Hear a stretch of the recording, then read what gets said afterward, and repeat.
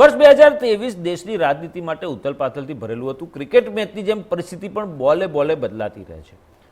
પક્ષ અને વિપક્ષ બંને પોતાની રાજકીય ચાલ ચાલુ રાખી વર્ષ 2024 કહેશે કે કોનું પગલું સાચું હતું અને કોનું પગલું ખોટું. દેશની રાજનીતિ માટે નવું વર્ષ સૌથી મહત્વપૂર્ણ માનવામાં આવે છે. વર્ષ 2024ની શરૂઆતમાં નરેન્દ્ર મોદીના નેતૃત્વમાં ભાજપ સામાન્ય ચૂંટણીમાં જીતની હેટ્રિક ફટકારવાનો લક્ષ્ય સાથે રાજકીય મેદાનમાં ઉતરશે.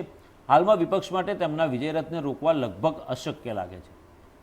ભાજપે પણ ચૂંટણી પ્રચાર શરૂ કરી દીધો છે. જો ભાજપની આગેવાની હેઠળનું ગઠબંધન એનડીએ સતત ત્રીજી સામાન્ય ચૂંટણી જીતે છે તો તેની દૂરોગામી અસર દેશના રાજકારણ પર જોવા મળી શકે છે. વિપક્ષ ફરી વિખેરાઈ શકે છે. 22 જાન્યુઆરી 2024 એક મહત્વપૂર્ણ દિવસ છે, જ્યારે અયોધ્યામાં બની રહેલા રામ મંદિરમાં રામલલ્લાને પ્રાણ પ્રતિષ્ઠા કરવામાં આવશે.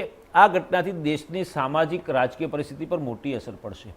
ભાજપ રામ મંદિરની સ્થાપનાને દેશમાં પુનર્જીવિતને પુનરાગમનનું પ્રતીક ગણાવી રહી છે અને તેને પોતાની મોટી જીત તરીકે જોઈ રહી છે. તે સમયે વિપક્ષ આ મુદ્દા પર સંતુલન લાવવાનો પ્રયાસ કરી રહ્યો છે. માનવામાં આવે છે કે રામ મંદિરની સ્થાપના બાદ નવા વર્ષમાં જ દેશને આગામી એજન્ડાની ઝલક મળી શકે છે.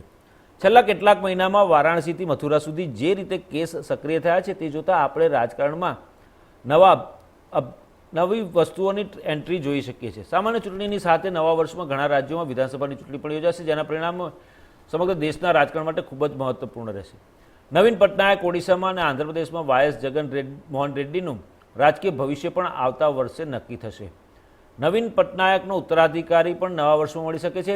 આ સિવાય મહારાષ્ટ્ર, ઝારખંડ અને હરિયાણામાં પણ વિધાનસભા ચૂંટણી યોજાશે. તેમજ સુપ્રીમ કોર્ટના આદેશ બાદ આવતા વર્ષે જમ્મુ કાશ્મીરમાં પણ વિધાનસભાની ચૂંટણી યોજાવાની છે. તેના પરિણામો દેશ પર અસર કરશે. આગામી વર્ષે ભ્રષ્ટાચારના આરોપોનો સામનો કરી રહેલા રાજકારણીઓના કેસ કઈ દિશામાં જાય છે તે જોવાનું સૌથી મહત્વપૂર્ણ રહેશે. દિલ્હીના સીએમ અરવિંદ કેજરીવાલ હોય, બિહારના ડેપ્યુટી સીએમ તેજસ્વી યાદવ હોય કે ઝારખંડના સીએમ હેમંત સોરેન હોય કે કોંગ્રેસ સહિતના વિપક્ષના અન્ય વરિષ્ઠ નેતાઓ હોય, આ તમામ તપાસ એજન્સીઓ ખાસ કરીને ઈડીના પ્રભાવ હેઠળ છે. ઘણા નેતાઓ જેલમાં પણ છે. આ તમામ નેતાઓ અને પાર્ટીઓએ તેમના પર રાજકીય દુશ્મનીનો આરોપ લગાવ્યો છે. તેમાંથી ઘણા નેતાઓ એકાદ બે વર્ષમાં ચૂંટણીમાં જવાના છે. આવી સ્થિતિમાં આ બાબતો પર કોર્ટ તપાસ કરતી એજન્સીની કાર્યવાહીની રાજનીતિ પર પણ અસર પડશે.